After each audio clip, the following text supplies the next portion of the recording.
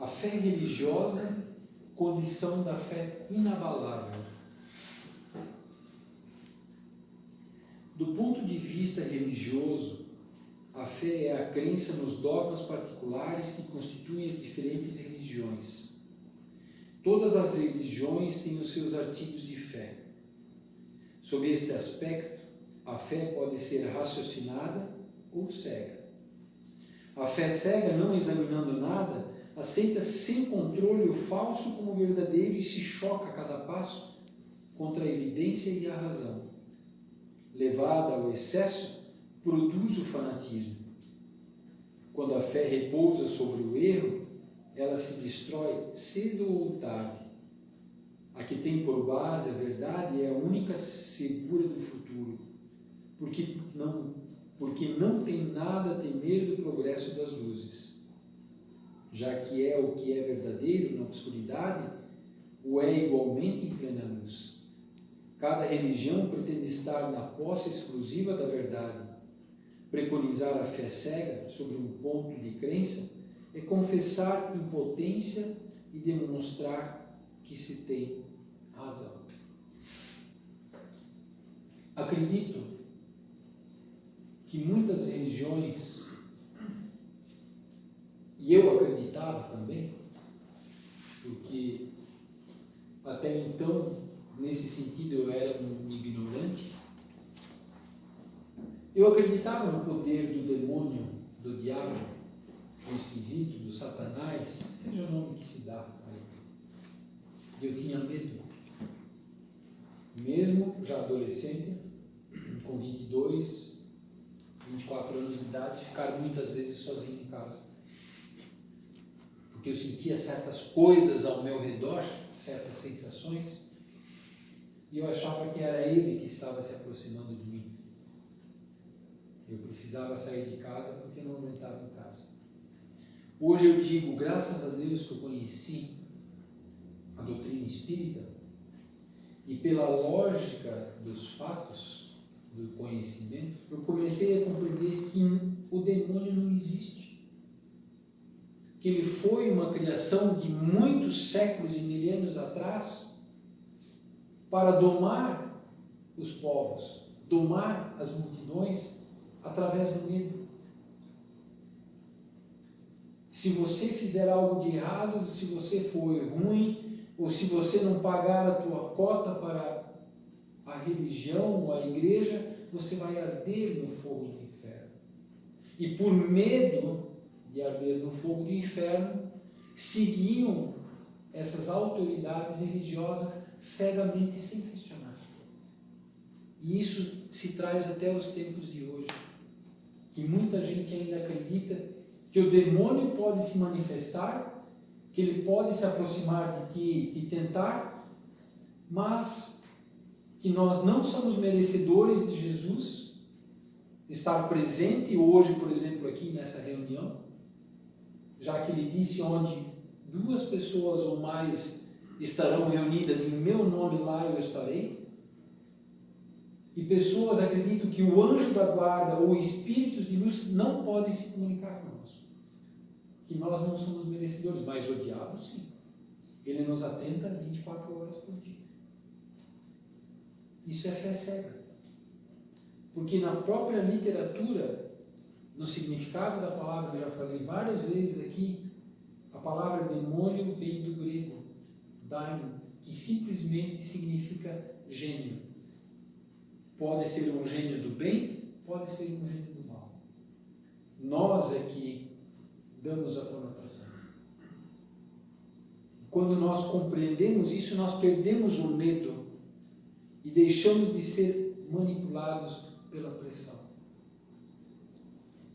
E compreendendo isso, levando isso mais adiante, se então existem espíritos que estão à minha volta, e esses espíritos continuam sendo os mesmos quando eram pessoas reencarnadas, então eu compreendo que existem espíritos bons me cercando, me rodeando, se aproximando de mim, tentando se comunicar comigo, que existem espíritos preguiçosos, levianos, existem espíritos mentirosos, existem espíritos maldosos e existem espíritos trevosos. Então, quando eu compreendo que a sociedade dos espíritos ela é uma cópia da nossa sociedade, eu compreendo que eu tenho que começar a ficar vigilante em relação aos meus pensamentos e a aproximação desses espíritos, para que eu não seja dominado por eles e futuramente guiado por eles. Então eu compreendo que eu preciso manter a minha mente forte, buscar coisas boas, saudáveis, edificantes, que me auxiliam a vencer os obstáculos no dia a dia. E não simplesmente jogar na mão de uma pessoa o poder de ela me conduzir para o céu. E os espíritos se manifestam na mesa mediúnica e dizem, pois é, o padre, o pastor, o representante religioso disse para mim que se eu fizesse isso e aquilo, quando eu morresse, Jesus iria vir me buscar. Só que eu morri e foi o contrário. Não foi Jesus que veio me buscar.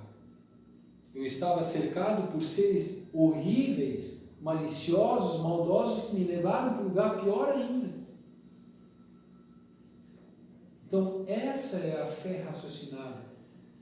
Nós não podemos comprar um lugar no céu. Até porque se pudesse comprar um lugar no céu, só os ricos teriam o direito de ir para o céu. E os pobres, os miseráveis, os desafortunados, seriam condenados ao inferno por não comprar um lugar no céu? Pelos lotes, as casas, os apartamentos estarem tudo comprados? Já que lá não tem financiamento? Ou começar a financiar aqui para terminar de pagar lá? É incongruente isso, não faz sentido. As leis de Deus são perfeitas. Basta ser humilde e simples para você conquistar as coisas espiritualmente falando. E aí nós percebemos que o céu, figuradamente, alegoricamente falando, ele é acessível a todos. Ao morador de rua, ao agricultor, ao professor, ao empresário, ao intelectual. Ele está aberto a todos. Mas para nós podermos acessar ele, nós precisamos evoluir moralmente e eticamente. Não em inteligência e em riqueza. Não que a riqueza seja coisa do diabo, não. Ela é prevista por Deus. Mas desde que seja usada da maneira correta. O item 7. Disse vulgarmente que a fé não se prescreve.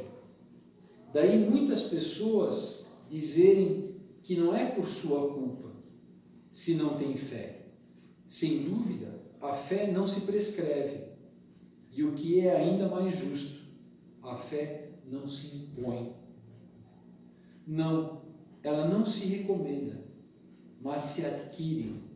E não há ninguém que esteja privado de possuí-la, mesmo entre os mais refratários. Falamos das verdades espirituais fundamentais e não desta ou daquela crença particular. Não cabe a fé ir a eles, mas a eles irem ao encontro da fé. Se a procuram com sinceridade, a encontrarão. Tende, pois, por certo que aqueles que dizem não queríamos nada melhor do que crer, mas não podemos, o dizem dos lábios e não do coração, porque, em dizendo isso, tapam os ouvidos. As provas, entretanto, multiplicam-se ao seu redor. porque pois recusam-se em vê-las. Nuns é negligência, em outros, medo de serem forçados a mudar seus hábitos. Na maioria, é orgulho que recusa reconhecer uma potência superior, porque lhe seria preciso se inclinarem diante dela. E eu acrescentaria aqui,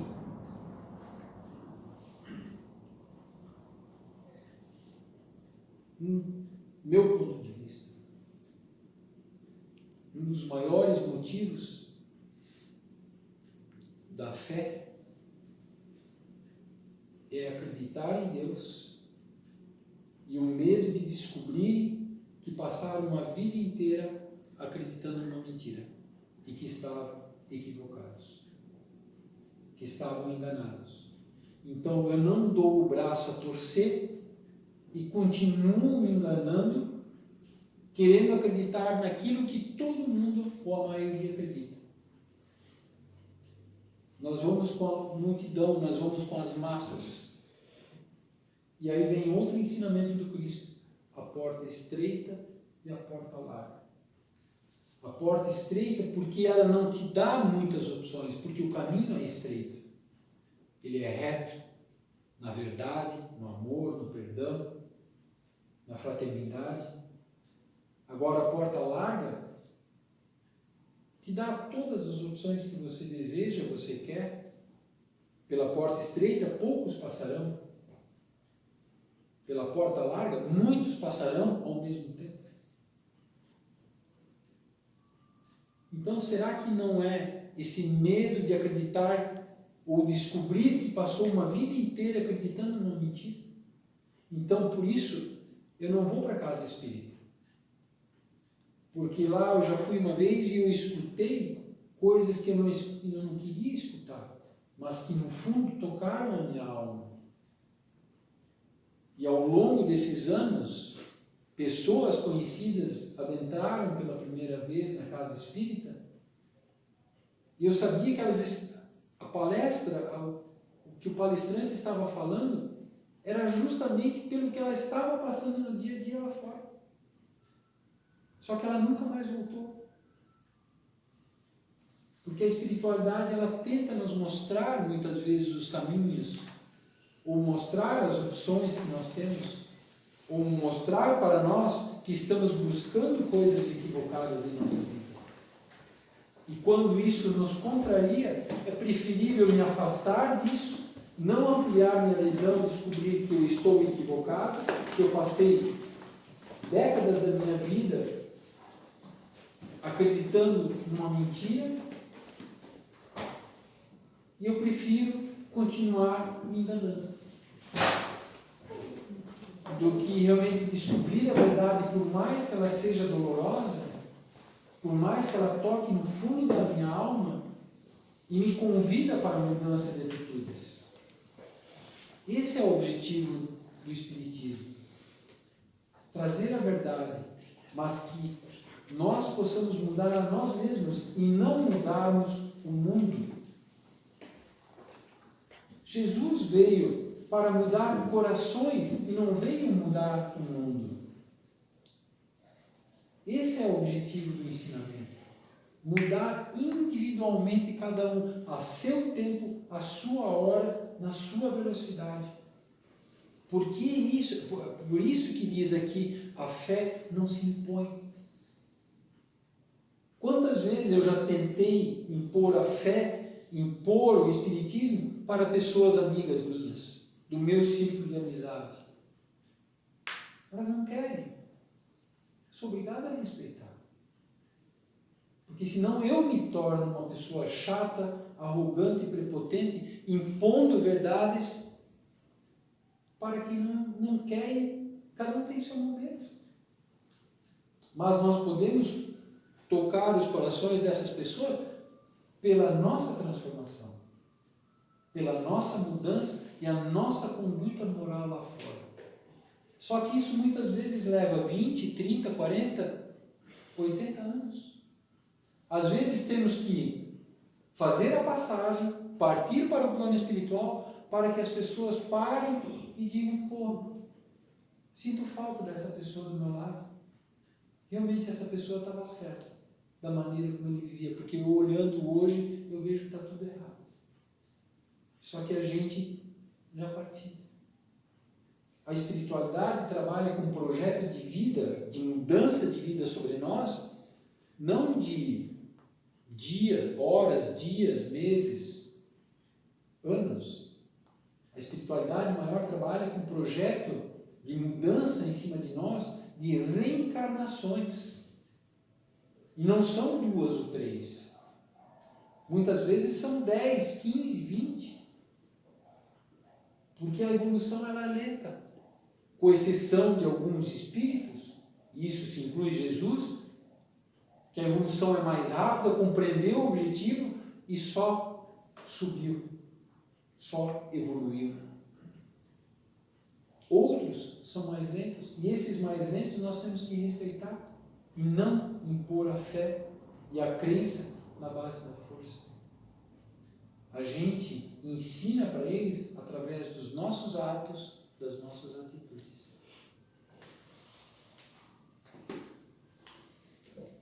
E por isso, que uma vez eu vi uma palestra do Haroldo Dutra e ele disse que quem está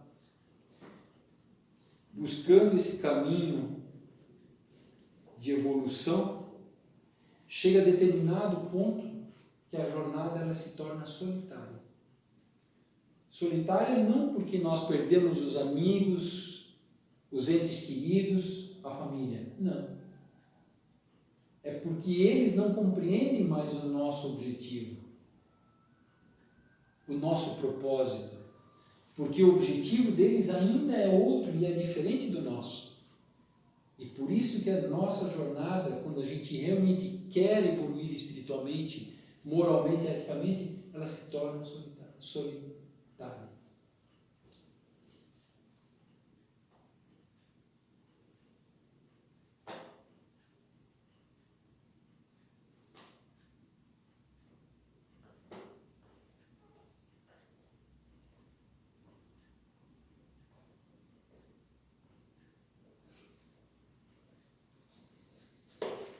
O Livro dos Espíritos é a página 202, o item 608.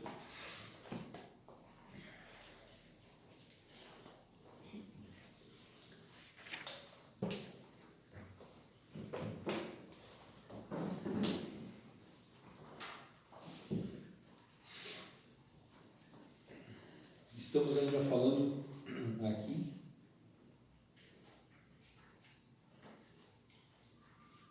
sobre os animais e o homem. Kardec pergunta aqui: o espírito do homem, depois de sua morte, tem consciência das existências que lhe precederam o período de humanidade? E eles respondem: não, porque não é nesse período que começa para ele a vida de espírito.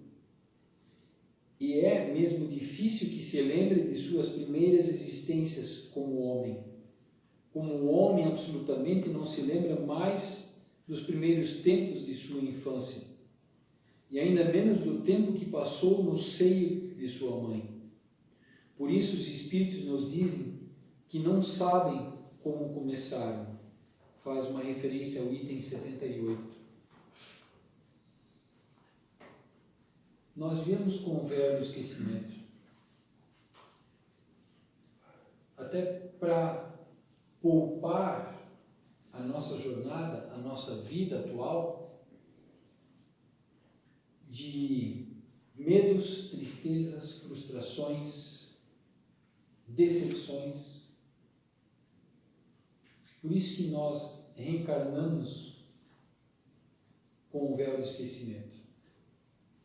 Mas, à medida que nós vamos evoluindo em espírito, não no corpo físico e na materialidade, e nós temos capacidade de aceitar e olhar para as nossas derrotas, os nossos equívocos, com um olhar de perdão de nós para conosco mesmo,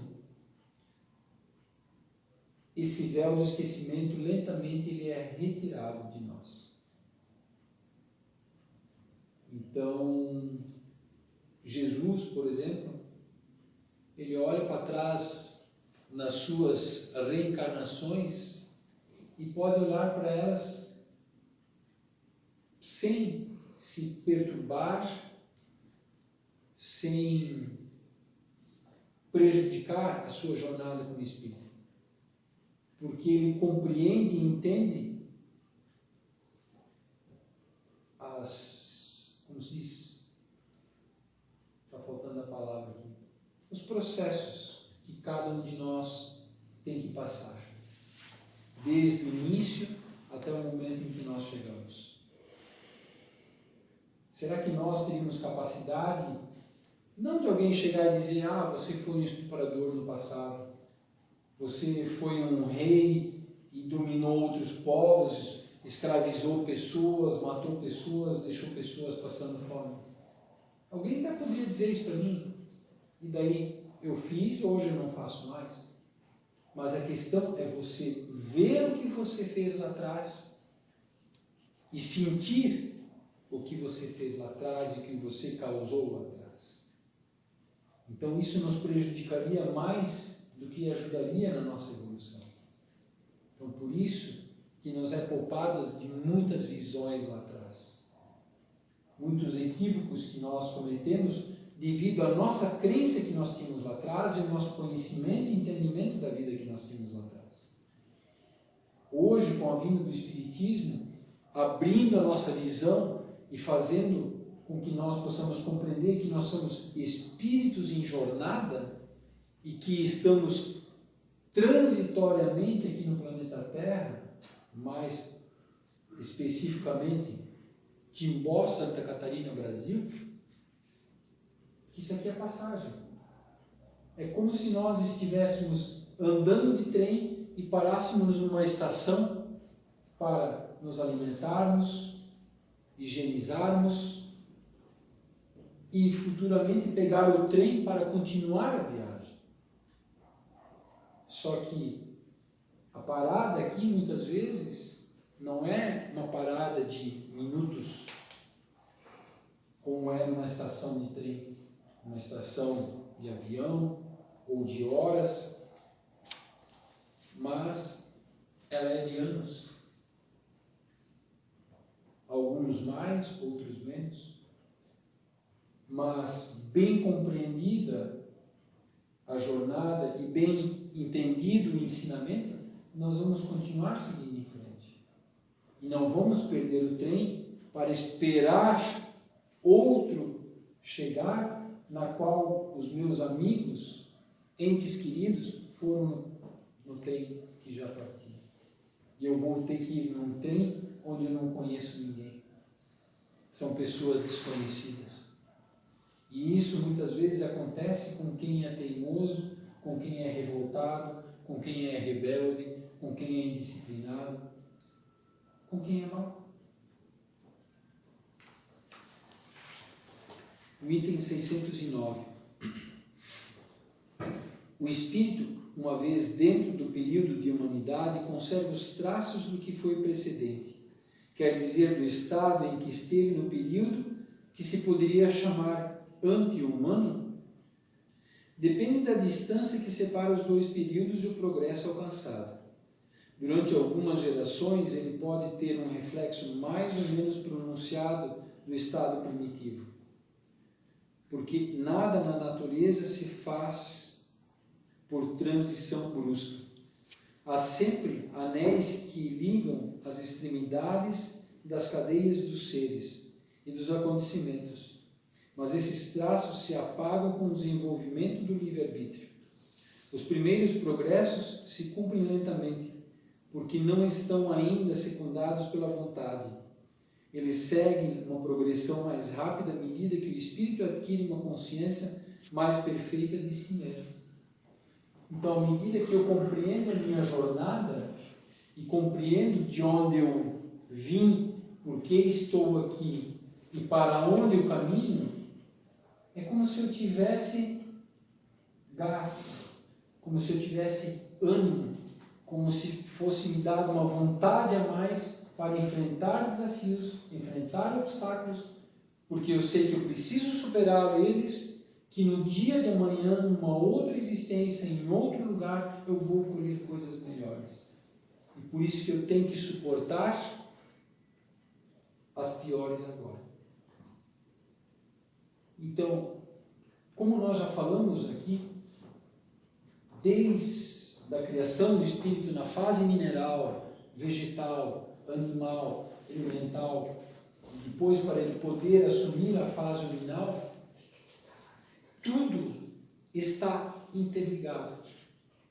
Nada nesse planeta e nesse universo infinito foi criado por simplesmente fazer parte da decoração da criação divina, para que nós possamos nos sentir superiores, falando dos animais que nos cercam, das plantas, do ambiente, do meio ambiente, da geografia, como se Deus tivesse dado isso para nós usufruirmos até a última gota, seja da água até a última planta, até o último ser vivo. Simplesmente usufruir e nada dar em troca. Simplesmente retirar.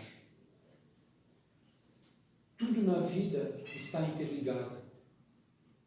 O mineral com o vegetal com o animal, os elementais, os homens, tudo tem um propósito. O que nós não conseguimos explicar hoje é porque nos falta conhecimento. Mas tudo tem uma explicação. E à medida que nós vamos evoluindo em amor, em fraternidade, moralmente falando, a outros ensinamentos nós temos acesso. E a nossa visão cada vez ela se amplia. E nós compreendemos cada vez melhor a jornada do Espírito. E a construção, por exemplo, de um planeta. Por que ele é assim? Por que a Terra tem uma lua só? Já que outros planetas possuem, 3, 4, 7, 8 luas. Por que a cor do nosso planeta é azul? Por que não é verde ou outra cor, ou multicor? Por que as plantas são como elas são, os animais são como eles são? Tudo tem um propósito. E esse propósito faz parte do propósito da evolução. Porque o planeta Terra, acima de tudo, ele é uma escola. Ele nos ensina para quem quer aprender. 610. Os espíritos que disseram que o homem é um ser à parte na ordem da criação, enganaram-se? Não, mas a questão não foi desenvolvida. E, aliás, há coisas que não podem chegar senão em seu tempo. O homem é, com efeito, um ser à parte, porque ele tem faculdades que o distinguem de todos os outros e tem um outro destino. A espécie humana é aquela que Deus escolheu para a encarnação dos seres que podem conhecê-lo. A espécie humana, através da inteligência contínua, ela elege um futuro, ela tem um passado, ela pode construir, como pode também destruir. Ela tem um livre-arbítrio.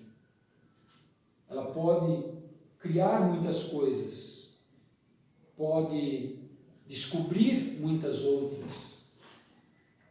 Então, a espécie humana, olhando do ponto de vista bom e belo, nós somos co-criadores, pois Deus é o Criador de tudo. mas nós criamos a partir de Deus. Por isso que nós dissemos que somos co-criadores. Criamos a partir de Deus. E à medida que nós formos evoluindo, cada vez mais podemos criar coisas maiores. Até um dia que nós, como espíritos imortais que somos, nos será dada a oportunidade de governar um planeta. Mas não só governar um planeta, que isso até soa bem, né? Governar um planeta, eu vou ser dono do planeta, vou mandar nesse planeta, eles vão obedecer às minhas ordens, mas com amor, caridade e justiça. E aí muda tudo. E não só comandar um planeta, criar esse planeta, moldar esse planeta, cada espécie, cada planta, com um propósito, com um objetivo, com uma finalidade, cada ser vivo, desde os insetos até os pequenos animais, até os maiores. E aí criaram-se os dinossauros, mas viram que não era mais para eles ficarem vivos. E aí entra a lei da destruição em ação. Eles entram em extinção para quê? Para o planeta dar um salto, se melhorar e aparecerem seres mais agradáveis, menos destrutivos, menos raivosos, menos agressivos. E esse ser que comanda o planeta está comandando e dirigindo tudo isso. Só que não sozinho. E aí nós compreendemos que no mundo espiritual existem organizações e uma sociedade que funciona perfeitamente. Que existem espíritos que dominam a parte mineral, vegetal, animal, luminal, e dentro das sociedades, espíritos que orientam e dirigem a parte financeira, a parte política, a parte da saúde. Então, tudo nesse universo infinito é comandado por espíritos superiores. Mas não no sentido de, eu estou mandando e agora vocês vão fazer a minha vontade. Porque até hoje eu obedeci, agora eu quero ser obedecido. Não, esses seres conduzem isso com amor, fraternidade e justiça. Metempsicose. A metempsicose é uma crença, isso vem da Índia, que as pessoas acreditavam que quando elas fossem ruins na sua passagem, na sua vida, após a morte ou após a reencarnação, elas vinham a reencarnar em animais. E cada animal tinha um significado, e tem um significado, principalmente na Índia. É a mesma coisa para nós no Ocidente dizer, se você não fizer a coisa certa, você vai para o inferno. O diabo vai tomar conta de ti. Só que na Índia, eles botavam medo nas pessoas, dizendo, se você não fizer a coisa certa, quando você reencarnar, você vai reencarnar num rato. Né?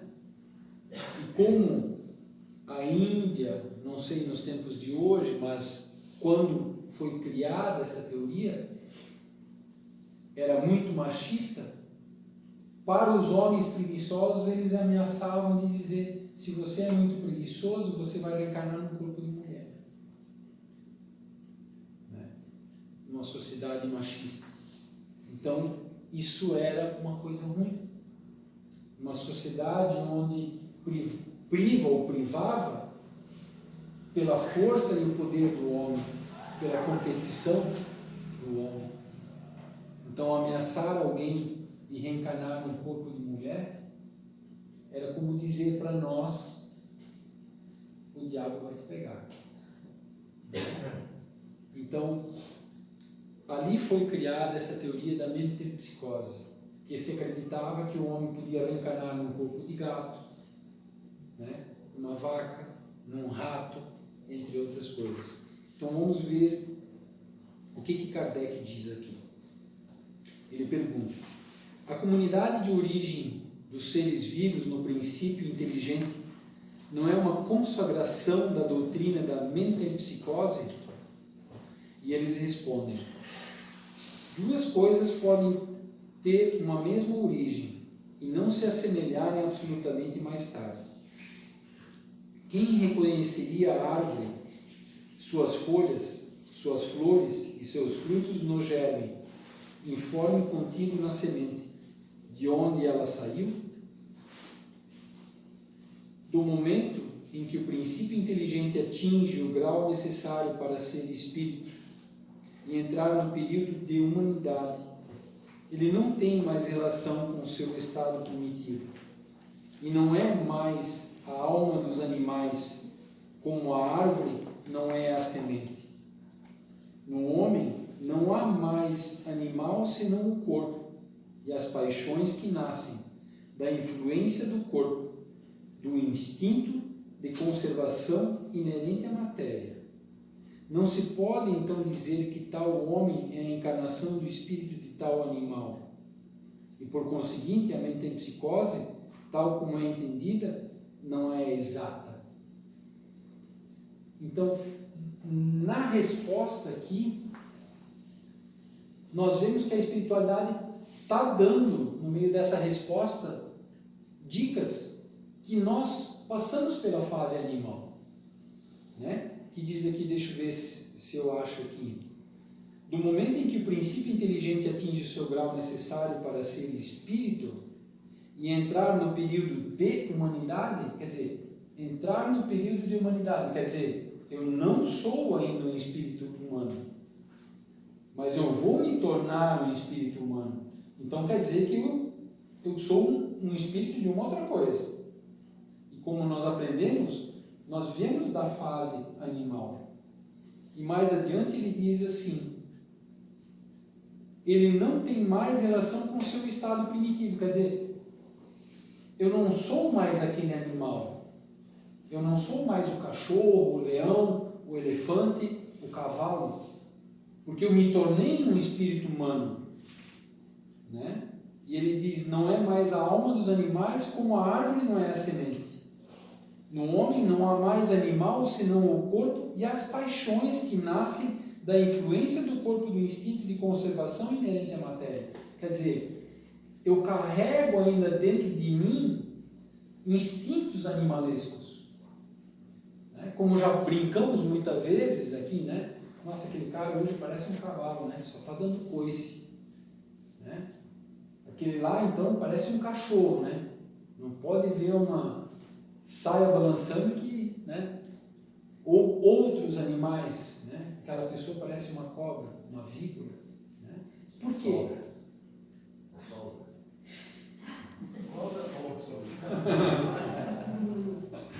Entende? Então, assim, nós carregamos ainda esses instintos dentro de nós, porque nós agimos muitas vezes pelos impulsos e não pelo raciocínio e pela razão. Nós parássemos para pensar, né? Como dizem, conta até 10 antes de fazer uma coisa, para evitar de trocar os pés pelas mãos.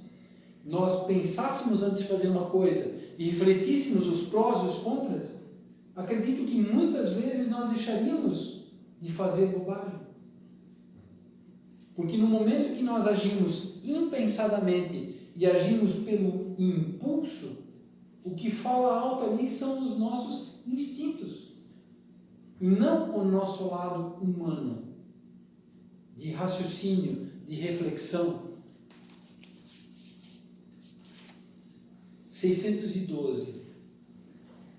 O espírito que animou o corpo de um homem poderia encarnar num animal? E a resposta: isso seria retrogradar, e o espírito não retrograda. O rio não remonta à sua fonte. O que que ele está dizendo? Deus, quando criou esse universo infinito e criou os seres que o habitam, estamos falando dos animais e dos homens, ele fez para seguir em frente e não para eu atingir um ponto e depois voltar, não vou dizer a estaca 0, a estaca 1, né? Ou 2. Não, nós fomos feitos para seguirmos em frente. Só que nessa jornada evolutiva que só vai para frente, eu não posso regredir, evoluir, mas eu posso estacionar. Eu posso ficar parado no mesmo ponto, no grau de evolução, por séculos, milênios, centenas de reencarnações. Não estou falando dezenas, centenas. Eu posso ficar milênios estagnado sob uma monoideia, um único ponto de vista. Exemplo, Caifás em relação a Jesus. Caifás, segundo algumas literaturas, até alguns anos atrás, ele nunca mais reencarnou desde a época de Jesus. Já se passaram 2000 anos. E 2000 anos Caifás, com essa visão cega, de um único ponto de vista, ele combate os ensinamentos de Jesus. E ele criou organizações no plano espiritual para combater aqueles que seguem os ensinamentos de Jesus. O tanto que esses espíritos involuídos e trevosos, eles jamais conseguem, jamais vão dizer Jesus. Quando eles se referem a Jesus, eles pronunciam o Nazareno. Chefe. E por aí nós podemos identificar quando um espírito se manifesta em nome de Jesus. Porque quando é um espírito evoluído, isso nós vimos na segunda-feira, ele vem em nome de Jesus e ele pronuncia, eu vim em nome de Jesus. Agora, quando é um espírito mistificador, zombeteiro, no máximo ele pronuncia Nazareno, no máximo. Porque até ali ele fica meio, porque eles não conseguem pronunciar, porque eles combatem. Então, o espírito, ele não regride, ele caminha sempre para frente. E no caso de Caifás, ele está preso numa monoideia e não querendo aceitar que Jesus, por ter sido um carpinteiro, um espírito reencarnado, simples, humilde, modestamente falando, materialmente, que ele pudesse ser o Messias. Porque naquela época eles esperavam que o Messias viesse numa carruagem de ouro, com um monte de exército de homens guerreiros atrás e dominassem as pessoas na base da força. Então, fizeram um conceito de Messias a partir de si mesmo e não a partir de Deus. E normalmente nós fizemos isso. Até com as outras pessoas. Nós olhamos para as pessoas e julgamos elas a partir do nosso conhecimento. Mas será que o nosso conhecimento nos autoriza, né? Nos autoriza isso?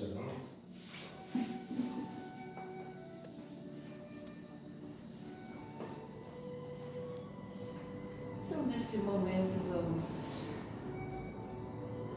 dar continuidade, vamos agradecer o estudo, que com certeza todos nós vamos sair daqui hoje refletindo sobre tudo que aqui ouvimos durante uma hora de estudos e que possamos também colocar alguma coisa em prática na nossa vida, no dia a dia.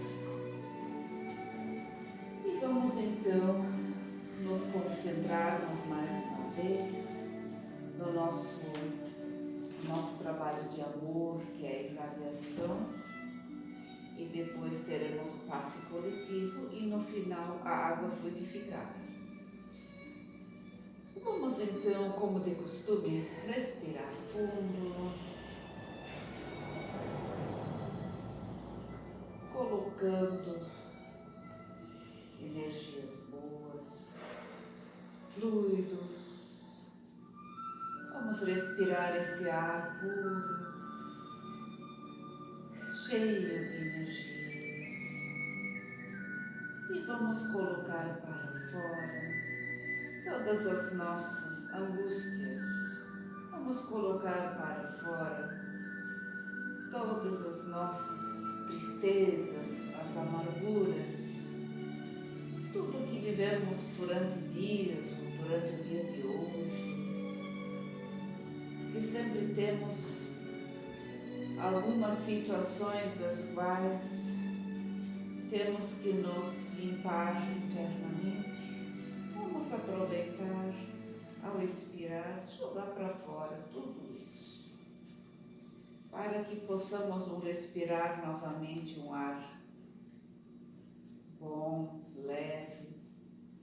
E vamos então, nesse momento, imaginarmos nos dando as mãos, juntamente com todos os bons espíritos que aqui se encontram. Vamos formar uma grande corrente de fé, de amor. E vamos nessa corrente incluirmos cores. Cada um mentaliza a sua cor que gosta, seja ela verde, amarela, branca, azul, vermelha, não importa, roxa.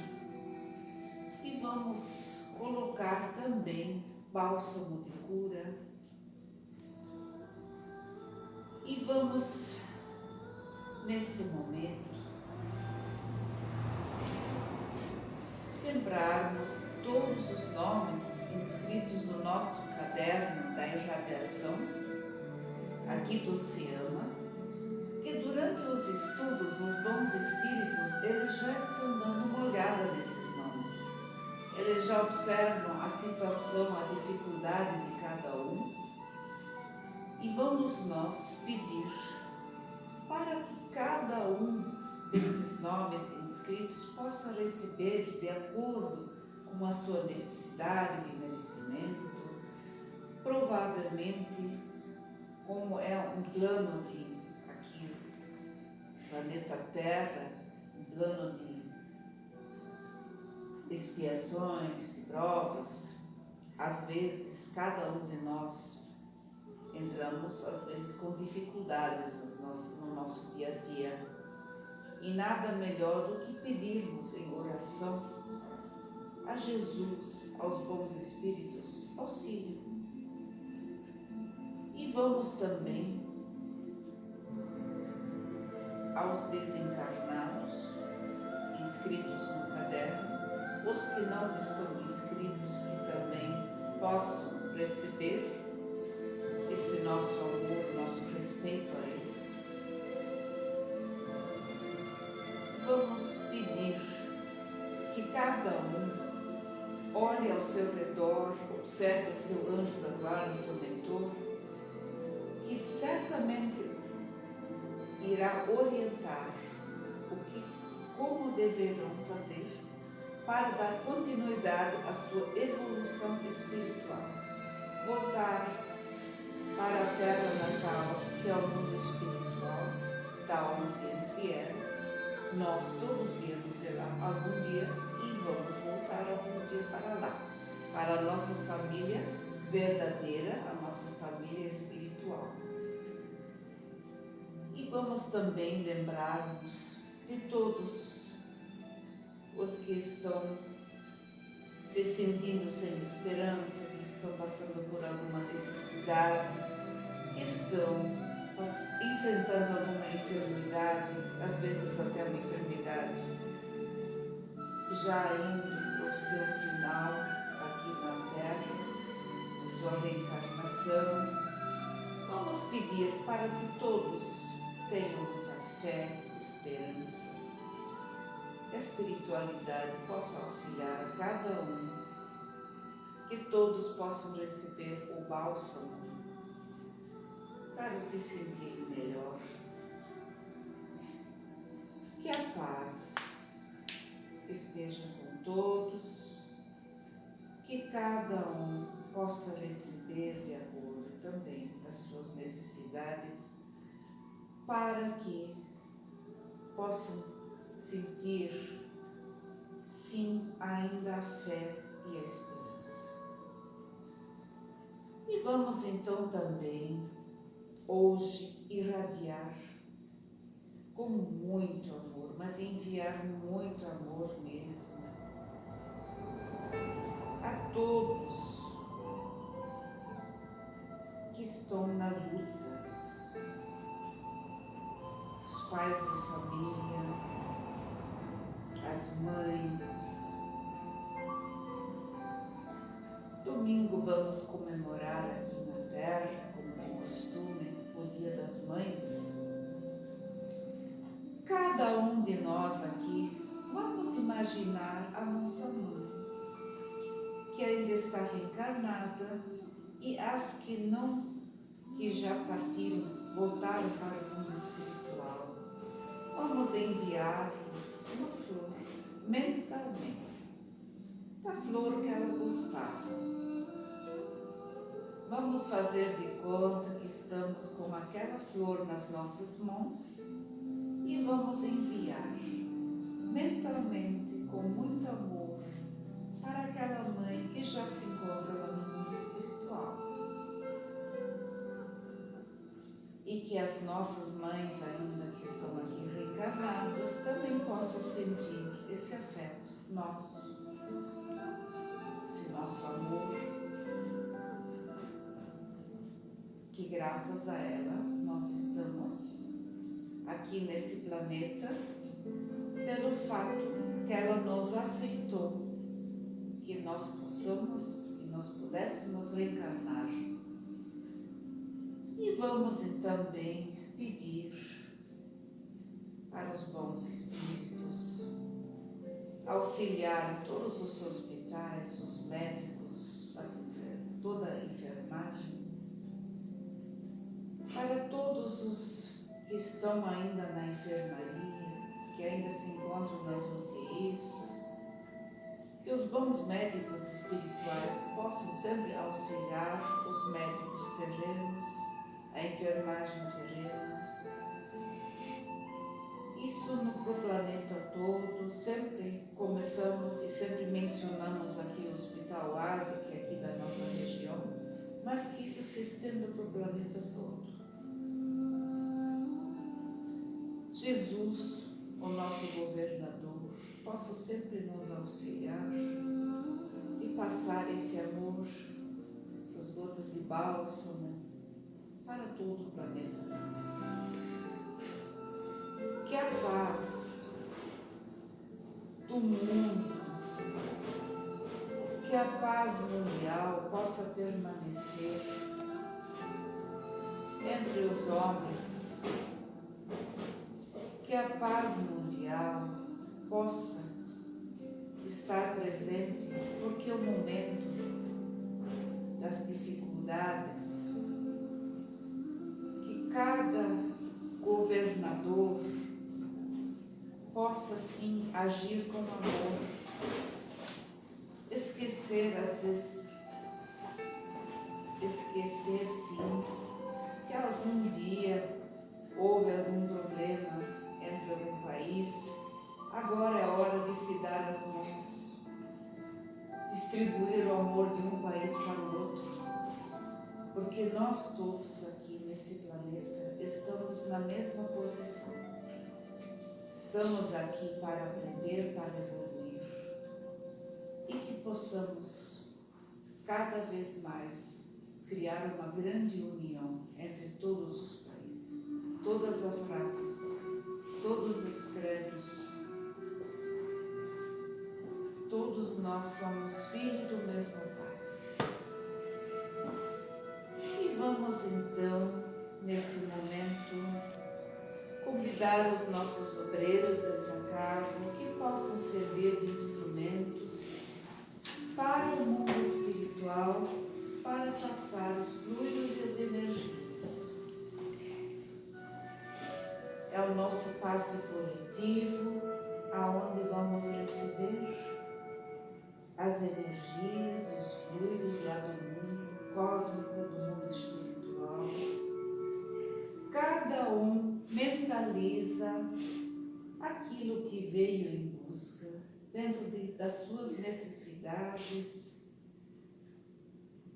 Se for alguma enfermidade, mentalize o órgão que está com alguma dificuldade.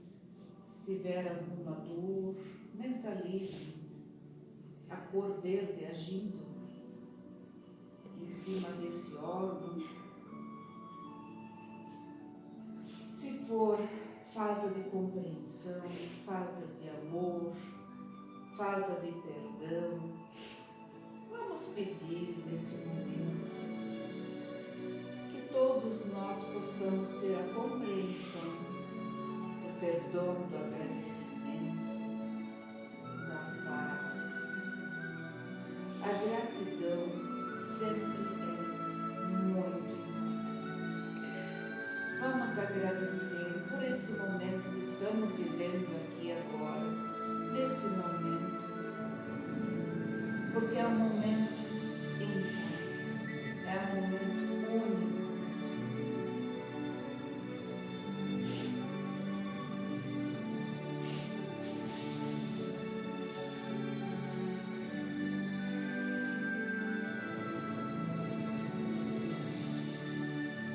Queremos agradecer por esses fluidos, por essas energias que estão vibrando aqui nessa sala, que cada um de nós está sentindo.